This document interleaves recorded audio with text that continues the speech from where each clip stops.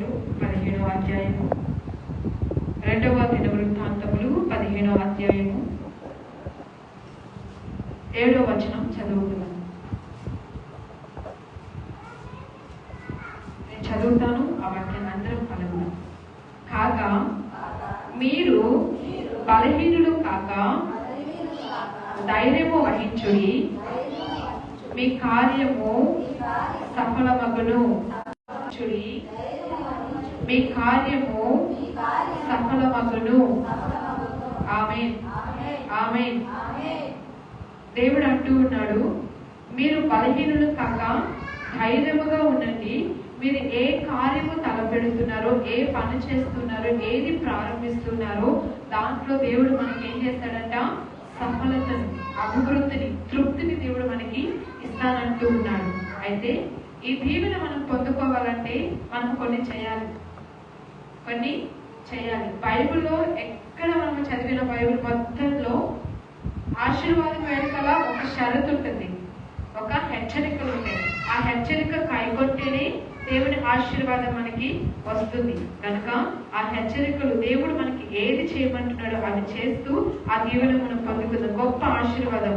మీరు బలహీనులు కాకుండా మీ ధైర్యాన్ని వహించుడి. మీరు ధైర్యంతో ఏదన్నా చేయండి, దాంట్లో నేను మీకు సఫలతనిస్తా, అభివృద్ధినిస్తా, దీవెన ఇస్తా.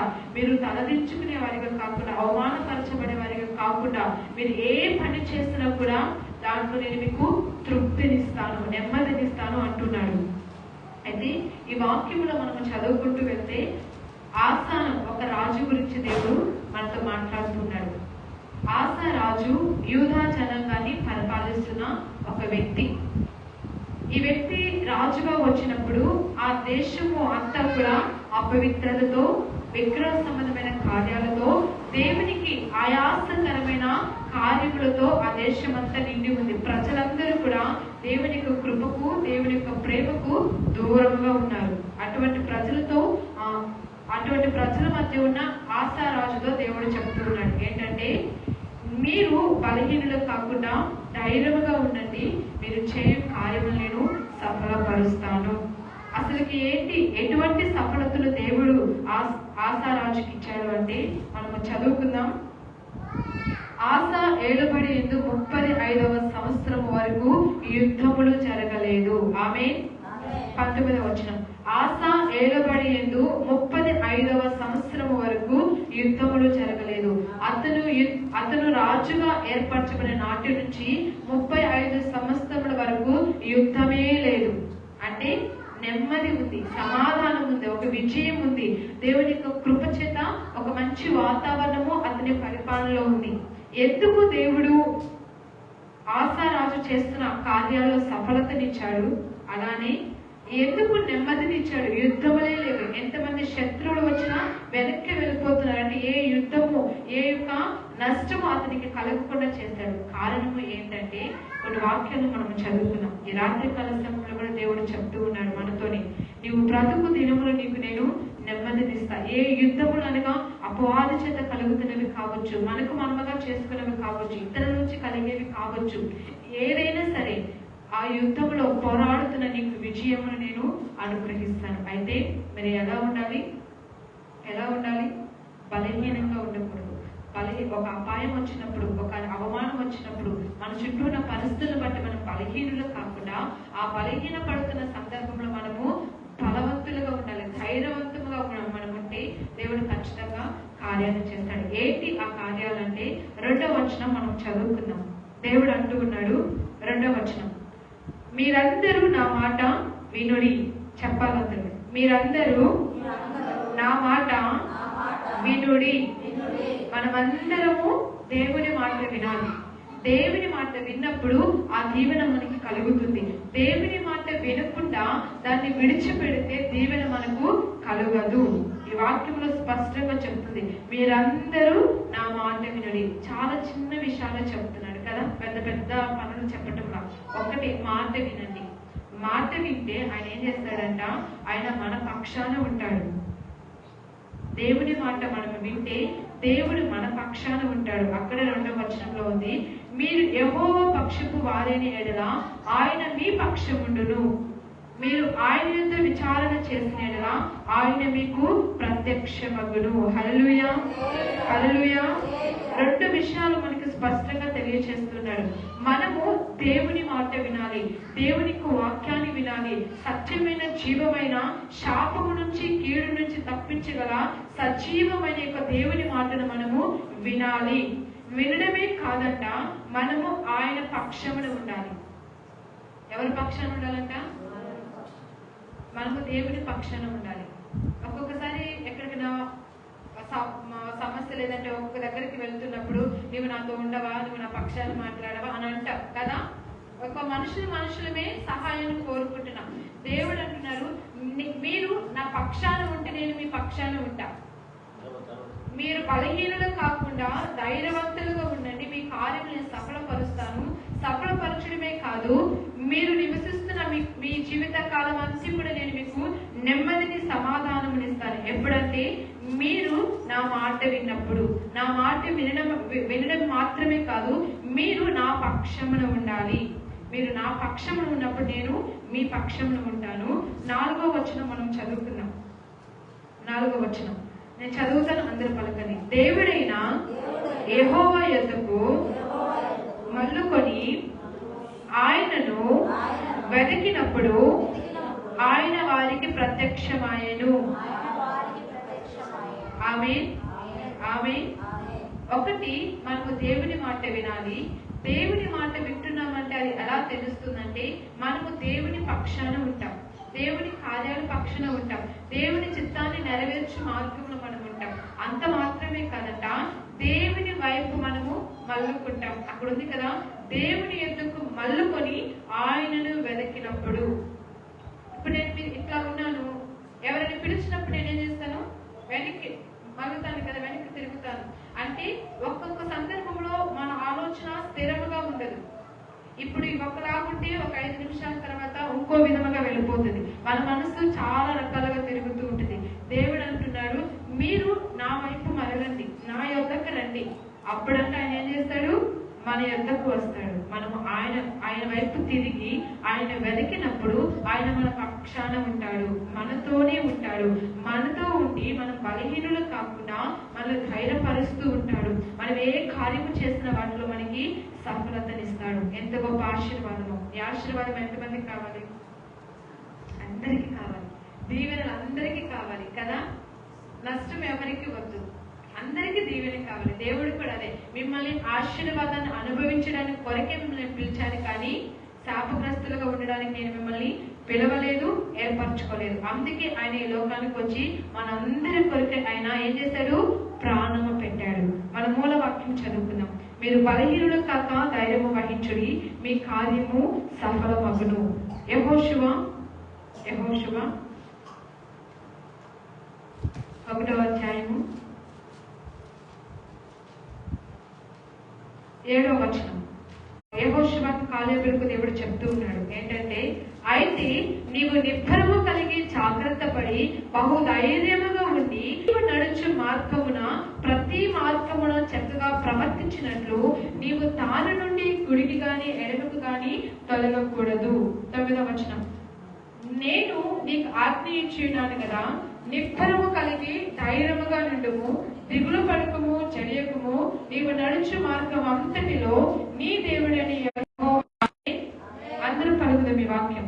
నేను నీకు ఆజ్ఞ ఇచ్చి ఉన్నాను, నిబ్బరము కలిగి ధైర్యముగా నుండుము, దిగులు పడకము, చెడియకము. నీవు నడుచు మార్గం అంతటిలో నీ దేవుడైన యెహోవా నీకు తోడైయుండును. ఆయన చెప్తూ ఉన్నాడు, భయపడద్దు, అధైర్యపడద్దు, ధైర్యముగా ఉండు, నేను నీకు తోడైయున్నాను. కనుక నీవు నా మాట విని నా పక్షాన ఉండు, నా వైపుకు మరలు, నేను నీకు కార్యము జరిగిస్తాను. ఎందుకు ఈ మాట అంటున్నాడంటే, ఒక్కోసారి మనము దేవుని పక్షాన ఉండం, దేవుని పక్షాన, దేవునికి పరిచర్య పక్షాన, లేదంటే సేవకుల పక్షాన మనము ఉండము. ఎవరి దారి వాళ్ళది అన్నట్టు వెళ్ళిపోతూ ఉంటాం. మన ఇంట్లో ఒక వ్యక్తికి సమస్య వస్తే ఖచ్చితంగా వెళ్ళే వారికి నేనున్నాను అనే ధైర్యం మనం ఇస్తాం కదా. అలానే దేవుని పక్షాన ఉండి ఆయన చిత్తాన్ని మనము నెరవేర్చాలి. నీ పట్ల దేవుని ఉద్దేశం ఏమైనదో అది నువ్వు ఎలా నెరవేర్చగలుగుతావంటే ఆయన మాట విన్నప్పుడు. ఆయన మాట వినడమే కాదు, ఆయన ఎందుకు వచ్చినప్పుడు ఆయన నీ పట్ల ఏ చిత్తము కలిగి ఉన్నాడు అది నీకు తేటగా బయలుపరుస్తాడు. ఈ దీవెన మనం పొందుకోవాలి అంటే, ఈ కార్యాలు మనం అనుభవించాలంటే, ఆయన మనకు తోడుగా ఉండి మనం ధైర్యపరచాలి అంటే, మనము చేస్తున్న కార్యాలన్నిటిలో సఫలతనివ్వాలంటే మనం ఏం చేయాలి? చదువుకుందాం. 8వ వచనం, 15వ అధ్యాయము 8వ వచనం మనం చదువుకుందాం. ప్రవక్త అయిన ఓదేదు ప్రవచించిన ఈ మాటలు ఆసా వినినప్పుడు అతడు ధైర్యము తెచ్చుకొని యూదా బెన్యామీల దేశమంతటిను ఎఫ్రాయిము మన్యములో తాను పట్టుకొనిన పట్టణములో నుండి హేయములైన విగ్రహములన్నిటిని తీసివేసి యెహోవా మంటపము ఎదుట నుండి యెహోవా బలిపీఠమును మరలా కట్టించెను. ఆమేన్, ఆమేన్. ఆసా రాజు యొద్దకు ఒక ప్రవక్త వచ్చి చెప్తూ ఉన్నాడు, భయపడొద్దు, ధైర్యముగా ఉండు, నీవు చే కార్యంలో నీకు దేవుడు సఫలతనివ్వబోతున్నాడు. అయితే నీవు దేవుని మాట వినాలి, దేవుని పక్షాన నీవు ఉండాలి, దేవుని వైపుకు నీవు వచ్చి దేవుని యొక్క సత్యాన్ని నువ్వు వెతకాలి. అలా వెతికినప్పుడు దేవుడిని పక్షాన ఉండి కార్యములు చేస్తాడు అని చెప్పినప్పుడు అతను ఎంతో సంతోషిస్తూ ఉంటాడు. అలానే మళ్ళా ఒక ప్రవక్త ఆసగా చెప్తున్నాడు ఏంటంటే, నీవు చేయవలసిన మొట్టమొదటి కార్యం ఏంటంటే హేయమైన విగ్రహములన్నిటినీ తీసివేసేయి. హల్లెలూయా, హల్లెలూయా. హేయమైన, దేవునికి ఇష్టం లేని హేయమైన విగ్రహ కార్యములన్నిటినీ కూడా నువ్వేం చేయాలి? తీసివేసేయాలి. తీసివేసినప్పుడే నూతన ఆశీర్వాదం వస్తుంది. తీసివేసినప్పుడే నూతన కార్యాలు జరిగించబడతాయి. పాతది తీసివేస్తేనే కొత్తది వస్తుంది. ఆసా రాజు కూడా చెప్తున్నాడు, నీ ముందు ఉన్న నీ తండ్రి చేసిన ఇదిగో విగ్రహ సంబంధమైన కార్యాలు నా దేశం అంతా కూడా శపితమైనవి ఉన్నాయి కనుక మీరు దీవించలేకపోతున్నారు కనుక మొట్టమొదటిగా నువ్వు చేయవలసిన కార్యం ఏంటంటే హేయమైన విగ్రహ సంబంధమైన కార్యాలన్నీ కూడా నువ్వు తీసివేయాలి. తీసివేసి ఏమి చేయాలంటే బలిపీఠము కట్టాలి. బలిపీఠం అంటే ప్రార్థన. ఈ విగ్రహ కార్యంలో ఉన్నంతసేపు ప్రార్థన లేదు. ఈ విగ్రహ సంబంధమైన కార్యాలు, స్వభావాలు, ఈ లక్షణాలు అన్ని ఉన్నంత వరకు దేవునికి వాక్యము లేదు. విగ్రహ సంబంధమైన కార్యాలు ఉన్నంత వరకు దేవుని యొక్క చిత్తము నెరవేర్చబడటం లేదు. ఈ విగ్రహ సంబంధమైన కార్యాలన్నీ కూడా ఆ ప్రజల మధ్య ఉన్నందున అసమాధానం ఉన్నది, విజయము లేదు. అందుకే దేవుడు చెప్తూ ఉన్నాడు, ధైర్యముగా ఉండు, బలహీనులు కావద్దు. నువ్వు ధైర్యముగా ఉండి దేవుని కార్యాలను చూడాలి అంటే మొట్టమొదటిగా నీలో హేయమైన కార్యాలు, విగ్రహ సంబంధమైన కార్యాలన్నీ కూడా నువ్వు తీసివేయాలి. తీసివేసినప్పుడే దేవుని కార్యాలను నువ్వు కన్నులారా చూడగలవు, చెవులారా వినగలవు. కనుక నువ్వు అనేకులకు కూడా కార్యముల గురించి నువ్వు చెప్పగలవు. మొట్టమొదటిగా మనం ఏం తీసేయాలి? ఏం తీసేయాలి? చెప్పాలి పెద్దగా. ఏం తీసేయాలి? విగ్రహ సంబంధమైన కార్యాలు, హేయమైన కార్యాలు, దేవునికి ఇష్టమైన ఆయాసకరమైన కార్యాలను తీసివేయాలి. అంటే హేయమైన విగ్రహమైన కార్యాలను తీసివేయాలి.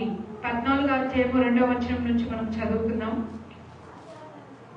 ఆసా తన దేవుడైన యెహోవా దృష్టికి అనుకూలముగాను యథార్థముగాను నడిచిన వాడే అన్య దేవతల బలిపీఠములను పడగొట్టి ఉన్నత స్థలములను పాడు చేసి ప్రతిమలను కగలగొట్టి దేవతా స్తంభములను కొట్టివేయించి వారి పితరుల దేవుడైన యెహోవాను ఆశ్రయించుటకును ధర్మశాస్త్రమును బట్టి విధిని బట్టి క్రియలు జరిగించుటకును యూదా వారికి ఆజ్ఞాపించి.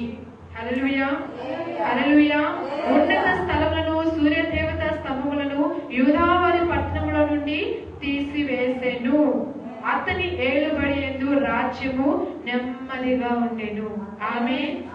నిజముగా నీకు నెమ్మది కలగాలి, నిజముగా దేవుని కార్యాలను చూడాలి, నువ్వు చేస్తున్న ప్రతి పనిలో నువ్వు సఫలత రావాలి అంటే మొట్టమొదటిది హేయమైన కార్యములు తీసివేస్తుము గాక. చెప్పండి ఎదురు మీ పక్క వాళ్ళతో, హేయమైన కార్యాలను తీసివేయదు కాక చెప్పాలి. చెప్పుకున్నారా? ఒకరొకరు చెప్పారా? తీసివేయాలి. అది ఏదైనా సరే, అది కోపపడు కానీ పాపం చేయొద్దన్నాడు. విడిచిపెట్టాలి. దేవునికి ఇష్టం లేని కార్యాలు విడిచిపెట్టాలి. కొంతమందికి సెల్ ఫోన్ విగ్రహం అయిపోద్ది. ప్రార్థన ఉండదు, సరిగ్గా తిండి ఉండదు, సరిగ్గా పని ఏమీ ఉండదు, ఎప్పుడు ఫోన్తోనే ఉంటారు. కొంతమంది ఎప్పుడు ముచ్చట్లు ఆడుతూనే ఉంటారు. అవి కొన్ని అంటే విగ్రహాలు అంటే ఒక శిల్పి ఒక రాయే మాత్రమే కాదు, మనకి దేవుడితో సమయం గడపనీయకుండా చేస్తున్న ప్రతిదీ కూడా విగ్రహ సంబంధమైనదే.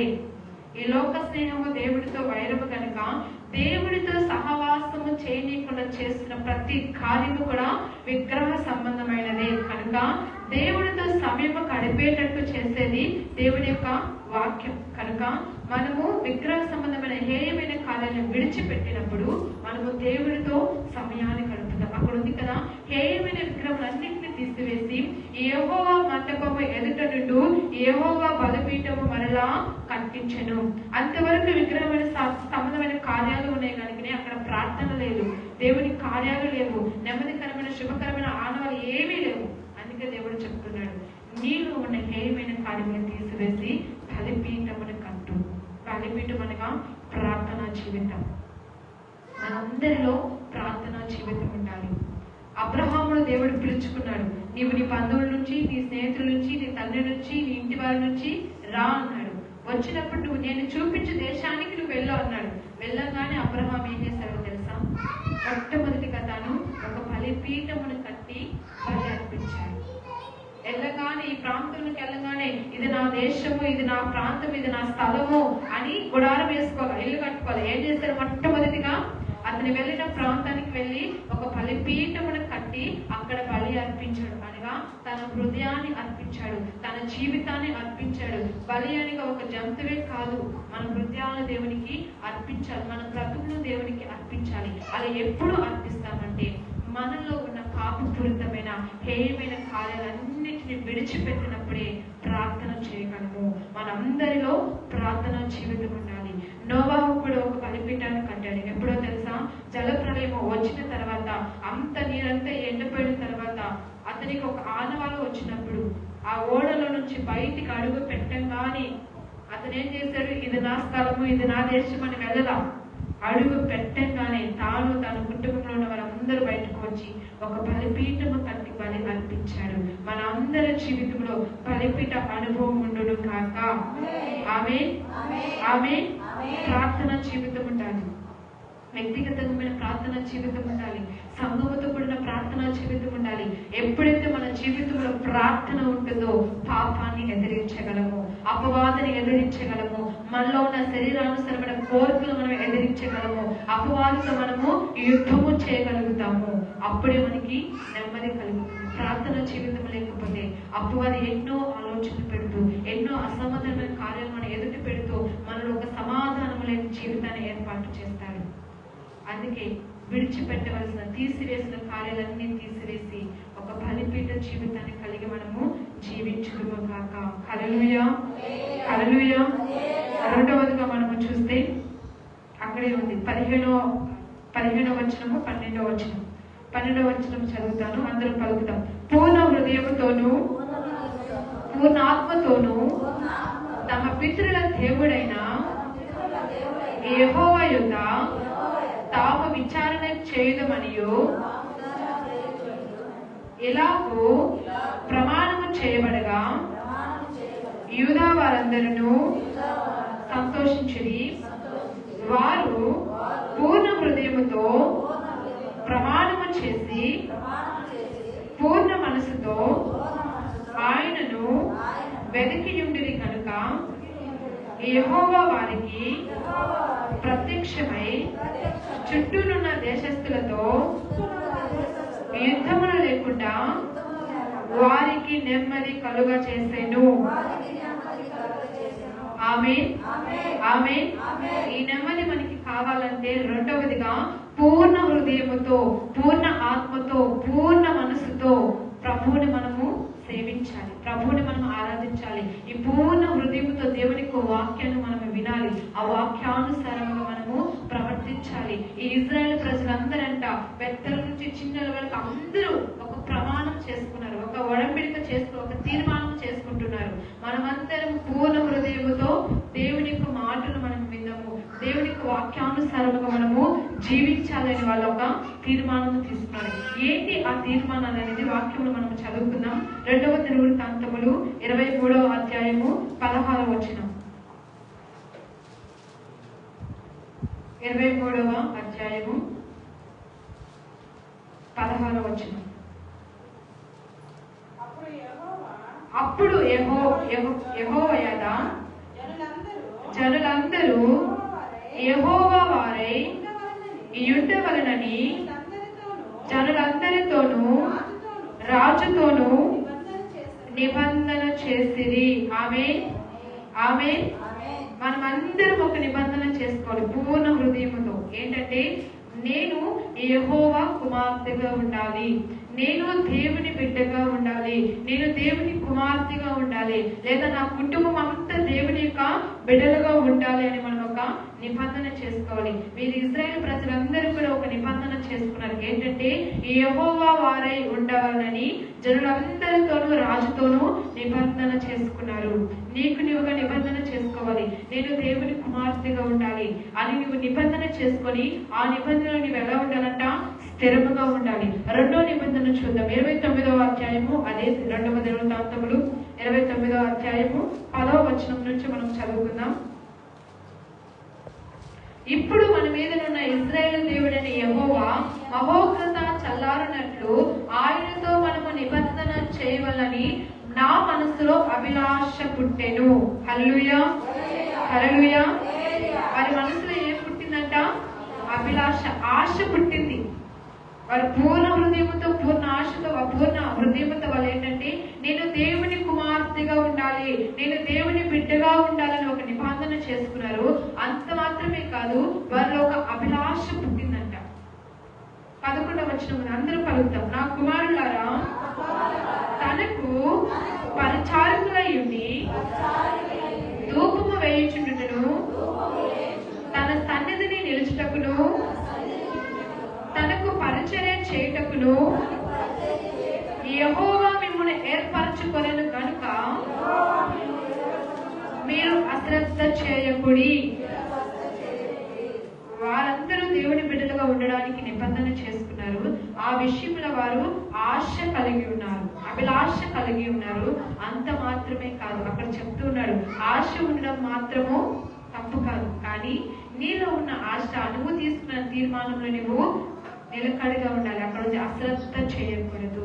నేను దేవునిగా బిడ్డగా ఉన్నాను, ప్రభు బలను స్వీకరిస్తున్నాను, లేదా తండ్రి నా సొంత రక్షకుడిగా నేను అంగీకరించాను అని అనుకోవడం మాత్రమే కాదు, ఆ క్రమంలో మనము స్థిరముగా ఉండాలి. ఆ చిత్తాన్ని నెరవేర్చడం మనము అశ్రద్ధ చేయకూడదు. శ్రద్ధ కలిగి దేవుని పని మనం చేయాలి. పరిచారకులుగా ఉండాలి. దేవుని సన్నిధిలో ఎప్పుడు స్తుతి యాగము ధూపములు వేసేవారిగా మనం ఉండాలి. ఆయన యొక్క సన్నిధిలో నిలిచి ఉండాలి, పరిచర్య చేయాలి. అందుకే దేవుడు మనల్ని ఏర్పరచుకున్నాడు. దేవుడు మన పట్ల కలిగి ఉన్న ఏర్పాటును, మనము దేవుడితో చేసుకున్న నిబంధనను, తీర్మానం విషయంలో మనము అశ్రద్ధ వహించకూడదు. మొదటిగా ఏంటిది? హేయమైన కార్యాలను తీసివేసి బలిపీఠ అనుభవం ఉండాలి, ప్రార్థనా జీవితం ఉండాలి.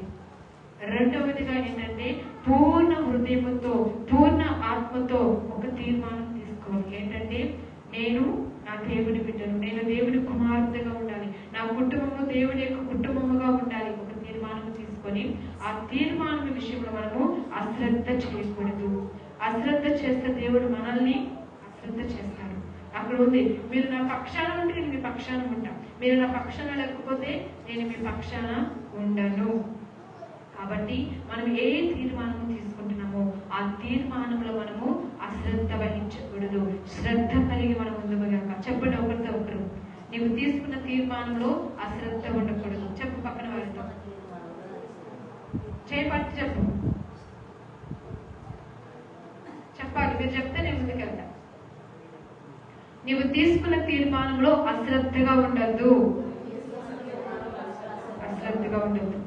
మూడవది మనం చదువుకుందాం. 34వ అధ్యాయము 31వ వచనం. ఇంకో తీర్మానాన్ని మనం చదువుకుందాం. 34వ అధ్యాయము 31వ వచనం. పిమ్మట రాజు తన స్థలమందు నిలవబడి, నేను యెహోవాను అనుసరించుచు ఆయన ఇచ్చిన ఆజ్ఞలను, శాస్త్రములను, కట్టడలను పూర్ణ మనసుతోనూ పూర్ణ హృదయముతోనూ కైకొనుచు ఈ గ్రంథమందు వ్రాయబడిన నిబంధన మాటల ప్రకారముగా ప్రవర్తించుదునని యెహోవా సన్నిధిని నిబంధన చేసుకొనెను. ఆమేన్, ఆమేన్. ఇంకో నిబంధన ఏంటంటే ఆయన చెప్తూ ఉన్నారు, నేను దేవునికి వాక్యానుసారముగా జీవిస్తాను. ఆయన నాకు ఇచ్చిన ఆజ్ఞ ఏదైనదో, ఏ శాస్త్రమైనదో, ఏ మాట అయితే ఉన్నదో ఆ మాట ప్రకారం నేను జీవిస్తాను. ఎలా అంటే పూర్ణ మనసుతోనూ పూర్ణ హృదయముతోనూ నేను వాటిని కైకొని వాటి ప్రకారం నేను జీవిస్తాను. వాక్యానుసారముగా నేను జీవిస్తాను. దేవుడు నా ముందు వచ్చిన ఆజ్ఞ ప్రకారం నేను జీవిస్తాను. ఇలా జీవించినప్పుడు మనలో ఏ విగ్రహ సంబంధమైన కార్యాలు ఉండవు, ఏ లోకానుసారమైన కార్యాలు ఉండవు. ఒకవేళ వచ్చిన వాటిని మనం ప్రార్థనతో జయించగలుగుతాము. ప్రార్థనతోనే కాదు, వాక్యం మన హృదయంలో ఉన్నప్పుడు వాటిని నిశ్చయముగా మనము జయించగలుగుతాం. నిజముగా నీలో ప్రార్థనా జీవితం ఉందంటే నువ్వు నిజముగా వాక్యానుసారంగా జీవిస్తున్నట్టే. హృదయంలో వాక్యం లేకపోతే ప్రార్థనా జీవితం ఉండదు. ప్రార్థనా జీవితం లేకపోతే హృదయంలో వాక్యం ఉండదు. వాక్యానుసారంగా మనము ప్రవర్తించలేము. అదే దేవుడు చెప్తూ ఉన్నాడు, ఒక నిబంధన చేసుకున్నాం, ఆ నిబంధనలు మనము అశ్రద్ధ వహించకూడదు. శ్రద్ధ కలిగి ఆకాంక్షతో మనం ఏం చేయాలి, దానిని అలవాటు చేసుకోవాలి, అనుసరించాలి. ఆ మార్గంలో వెళ్తూ ఉన్నప్పుడు బలహీనమైపోతున్న మనల్ని ఆయన బలపరిచి ధైర్యమునిచ్చి మనము చేస్తున్న ప్రతి కార్యాలు ఆయన మనకి సఫలతను అనుగ్రహించును గాక. ఆమేన్. మూడవ మాట మనం తెలుసుకుందాం. 15వ అధ్యాయము 16వ వచనం. మరియు తన తల్లి అయిన మయాక అసహ్యమైన ఒక దేవతా స్తంభమును నిలిపినందున ఆమె ఒక పట్టపు దేవి అయి ఉండకుండా రాజైన ఆస ఆమెను త్రోసివేసి ఆమె నిలిపిన విగ్రహమును పడగొట్టి చిన్న భిన్నము చేసి కిద్రోను వాగు దగ్గర దాన్ని కాల్చివేసెను. ఆమె ఆస అవ్వ అనొచ్చు, అమ్మ అనొచ్చు. అవ్వ అని బైబిల్లో మనకి ఉంది. ఇక్కడేమో తల్లి అయిన మయాక ఉంది. ఆమె ఏం చేస్తుందంటే, ఈ ఆస ఏమో దేవుని దృష్టికి అనుకూలంగా యథార్థముగా మంచివాడిగా మనం ఉన్నాడు. మనం చదువుకున్నాం కదా 2వ వచనం 14వ వచనంలో, యెహోవా దృష్టికి అనుకూలముగా యథార్థంగా నడిచిన వాడే అన్ని దేవతల బలిపీఠములన్నిటిని కూడా ఆయన కొట్టివేశాడు. దేవుని చిత్తాన్ని నెరవేరుస్తూ ఉన్నాడు. అయితే తన తల్లి అయిన మయాక అంటే తన అమ్మమ్మ అవ్వ కావచ్చు, ఆమె ఏం చేస్తుందంటే ఒక దేవతా స్తంభం మనం ఏం చేస్తుంది, నిలుపుతుంది. ఆమె ఒక అధికారిగా ఉండకుండా, ఒక రాజ్యసభలో ఒక తల్లిగా ఉండకుండా ఆమె ఏం చేస్తుందంటే ఒక విగ్రహ సంబంధమైన కార్యాలు చేస్తూ ఉన్నది. అది ఆశ చూసి నా తల్లే కదా, నా అమ్మమ్మే కదా, లేదా నా పెద్దమ్మే కదా అని ఆయన ఏం చేస్తున్నాడు, వదిలేయటంలా పానీలు ఆయన వదలటప్పుడు ఏం చేస్తున్నాడో తెలుసా, ఆమె ఏ స్థానంలో ఉందో ఆ స్థానాన్ని తీసివేసి ఆమె ఏ స్తంభాలు ఏ యొక్క దేవతా స్తంభమును నిలబెట్టిందో దానిని ఏం చేశాడంట, కాల్చివేసాడు. నిలబెట్టలేదు, తీసివేసేసాడు. అమ్ముకున్న స్థానాన్ని కూడా తొలగించేశాడు. నీ జీవితంలో నా జీవితంలో మూడవది మనం నేర్చుకోవాల్సింది ఏంటంటే, పితరుల నుంచి వస్తున్న అన్య కార్యాలను, అన్య ఆచారాలను, నోటి మాటలను, ప్రవక్తలను ప్రతి వాటిని మనము కాల్చివేయుదుము కాక. ఆమేన్. నిజంగా నీవు పరిశుద్ధాత్మ అగ్ని చేత నీవు నింపబడితే నీలో నాలో ఉన్న ప్రతి అన్య కార్యములు కాల్చివేయబడతాయి. ఒక మంట మండుతూ ఉన్నది, దాంట్లో చెత్త వేసినప్పుడు అది కాలిపోతుందా, మరలా మంచిగానే ఉంటుందా, కాలి బూడిదైపోతుంది. మరి నీలో నిజముగా దేవుని యొక్క పరిశుద్ధాత్మ శక్తి క్రియ జరుగుతూ ఉందంటే, ఆయన నీలో పని చేస్తూ ఉన్నాడంటే, నీలో ఉన్న పితరుల నుంచి వస్తున్న అన్ని కార్యాలు, విగ్రహ సంబంధమైన కార్యాలు, లేదంటే నోటి మాట విషయమే కావచ్చు, ప్రవర్తన విషయమే కావచ్చు, ఇదిగో అన్ని కూడా మన జీవితంలో కాలిపోవును కాక. ఆమేన్, ఆమేన్. చదువుకుందాం. నిర్గమకాండము 34వ అధ్యాయము. నిర్గమకాండము 34వ అధ్యాయము 12వ వచనం మనం చదువుకుందాం. నీవు ఎక్కడికి వెళ్ళుచున్నావో ఆ దేశపు నివాసులతో నిబంధన చేసుకొనకుండా జాగ్రత్త పడము. ఒకవేళ అది నీకు ఉరి కావచ్చును. కాబట్టి మీరు వారి బలిపీఠమును పడగొట్టి వారి బొమ్మలను పడగొట్టి వారి దేవతాస్తంభమును పడగొట్టవలెను. ఎలాగనగా వేరొక దేవునికి నమస్కారము చేయవద్దు. ఆయన నామము రోషము గల యెహోవా, ఆయన రోషము గల దేవుడు. నీవు నేను నమ్ముకున్న దేవుడు ఎలాంటి దేవుడు? రోషము గల దేవుడు. నీవు దేవుని నమ్ముకున్నావు, దేవుని భక్తిని చేస్తున్నావు, ప్రభువులను స్వీకరిస్తూ ఉన్నావు. నీవు దేవుని నమ్ముకున్న తర్వాత నువ్వు ప్రత్యేకింపబడిన వ్యక్తివి. నీవు ఒక్కొక్కసారి నీ బంధువుల దగ్గరికి వెళ్తావు, నీ ఇంటి వాళ్ళ దగ్గరికి వెళ్తావు, స్నేహితుల దగ్గరికి వెళ్తావు. వారు విగ్రహ సంబంధమైన కార్యాలలో ఉన్నప్పుడు నీవు వారితో గబక్కున వెంటనే నువ్వు పలానా రోజు మేము ఇది పెట్టుకున్నా నువ్వు రా అంటే నువ్వు సరే వస్తారు అనకూడదు. అదే ఉంది. నీవు ఎక్కడికి వెళ్ళుచున్నావో ఆ దేశపు నివాసులతో నిబంధన చేసుకొనకుండా జాగ్రత్త పడుము. వారి విషయాలను ఒకవేళ అలా చేస్తే అది నీకు ఉరి కావచ్చును, అది నీకు అపాయముగా మారుతుంది. కనుక నీవు నీ బంధువుల ఎందుకు వెళ్ళినా, నీ స్నేహితుల ఎందుకు వెళ్ళినా, నీ ఇంటి వాళ్ళందరి దగ్గరికి వెళ్ళి నీ కుటుంబీకులందరిలో, నీ రక్త సంబంధులకు అందరిలో నువ్వు ఒక్కదానిగా రక్షింపబడితే నేను రక్షణను బట్టి వారందరూ రక్షింపబడాలి. వారి కార్యాలలోనికి నీవు వెళ్ళకూడదు, వారి విషయాల్లో నీవు జోక్యం చేసుకోకూడదు. దేవునికి వాక్యం అదే సెలవిస్తుంది. ఆస ఏం చేస్తున్నాడు? తన తల్లి అయిన మయాక ఏర్పరిచిన ఆ దేవతా స్తంభమును పడగొట్టాడు. కాల్చివేయడమే కాదు, ఆనుకున్న స్థానాన్ని కూడా తీసివేసేసాడు. జాగ్రత్త. దేవుని రక్షణ పొందుకున్న మనము, ఆయన ప్రభువులో చేయి వేస్తున్న మనము ఒక్కొక్కసారి మనకు తెలియకుండానో తెలుసో, లేదంటే బంధురికాన్ని బట్టో, లేదంటే స్నేహాన్ని బట్టో ఒక్కోసారి మాటిస్తూ ఉంటాం. అది మనకి అపాయముగా మారుతూ ఉంటుంది. అది మీకు తెలుసు, ఒక్కోసారి మీకు అది అపాయముగా మారిపోతూ ఉంటుంది. కనుక ఎప్పుడు వాటి విషయాలు మనము నిబంధన చేయకూడదు. వాగ్దానం ఇవ్వకూడదు, ప్రమాణాలు మనము చేయకూడదు. దేవుని విషయంలో మనము చాలా జాగ్రత్తగా ఉండాలి. ఒక్కొక్క విషయంలో జాగ్రత్తగా ఉన్నప్పుడే మనము చేస్తున్న కార్యాలయం మనకు సఫలతనిస్తాడు. రెండవది నెమ్మదిని అనుగ్రహిస్తాడు. ఆశ చేశాడు కాబట్టి అతను చేసిన పరిపాలన అంతటిలో కూడా నెమ్మది కలిగి జీవిస్తూ వచ్చాడు. నాలుగో విషయంలో మనం చూసుకుంటే అక్కడే 17వ వచనంలో ఉంది. ఆస ఉన్నత స్థలములను ఇశ్రాయేలు నుండి తీసివేయలేదు కానీ ఇతడు బ్రతికిన కాలం అంతయు ఇతని హృదయము యథార్థముగా ఉండెను. 14వ అధ్యాయం 2వ వచనంలో కూడా ఉంది. యెహోవా దృష్టికి అనుకూలముగాను యథార్థముగాను నడిచిన వాడై ఉన్నాడు. హల్లెలూయా, హల్లెలూయా, హల్లెలూయా. ఆస ఎలా ఉన్నాడంటే దేవుడి దృష్టికి యథార్థవంతుడిగా ఉన్నాడు. మరి నీవు నేను కూడా ఎలా ఉండాలి? యథార్థంగా ఉండాలి. యథార్థమైన జీవితాన్ని కలిగి మనము బ్రతకాలి. 5వదిగా మనము చూస్తే అక్కడ ఉంది కదా, తన తండ్రి ప్రతిష్ఠించినటువంటి వస్తువులన్నిటిని కూడా తీసుకుని వచ్చి మందిరములో ఉంచాడు. తన జీవితాన్ని తనకంటూ ఏర్పాటు చేసుకున్న ప్రతి కార్యాలను కూడా దేవుని సన్నిధిలో సమర్పించుకుంటూ ఉన్నాడు. ఈనాడు మనము కూడా అలానే ఉండాలి, యథార్థంగా జీవించాలి. ఒక పాట పాడినా, ఒక ప్రార్థన చేసిన, ఒక పరిచర్య చేసిన, భర్త ఎదుట భార్య, భార్య ఎదుట భర్త, బిడ్డల ఎదుట తల్లిదండ్రులు, బిడ్డలు తల్లిదండ్రులు ఎదుట యథార్థంగా ఉండాలి. ఒకరిలో ఒకరు యథార్థంగా ఉన్నప్పుడే దేవుడి దీవెన మనము పొందుకోగలుగుతాం. హల్లెలూయా, హల్లెలూయా, హల్లెలూయా. దేవుడు అంటూ ఉన్నాడు, మీరు బలహీనులు కాక ధైర్యము వహించుడి, మీరు చేయు కార్యము నేను సఫలపరుస్తాను. సఫలపరచడమే కాదు, మీకు తోడుగా ఉంటాను, మీ పక్షాన ఉంటాను, మీకు కార్యములు జరిగేంత వరకు కూడా నేను మీకు తోడుగా ఉంటాను అంటున్నాడు. ఎప్పుడో తెలుసా? నీ జీవితంలో, నా జీవితంలో ఉన్న విగ్రహ సంబంధమైన హేయమైన కార్యములన్నీ విడిచిపెట్టి ప్రార్థనా జీవితం కలిగి ఉన్నప్పుడే ఈ దీవెన కలుగుతుంది. గమనించాలి. పాపపూరితమైన కార్యాలు తీసివేసినప్పుడే, ప్రార్థనా జీవితం కలిగి ఉన్నప్పుడే దేవుని దీవెన మనం పొందుకోగలుగుతాం.